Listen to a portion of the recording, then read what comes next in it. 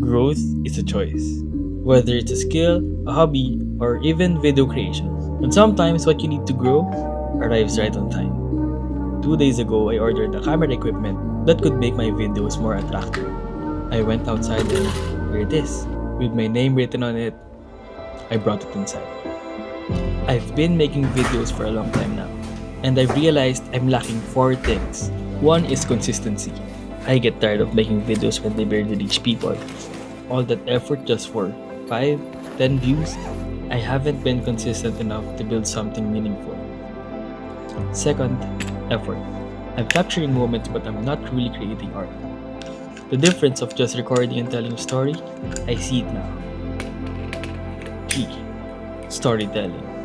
I've been filming scenes but I haven't always been telling stories. Every video must have a purpose. 4. Camera movements. The right camera movement can elevate an ordinary scene into something cinematic, something meaningful.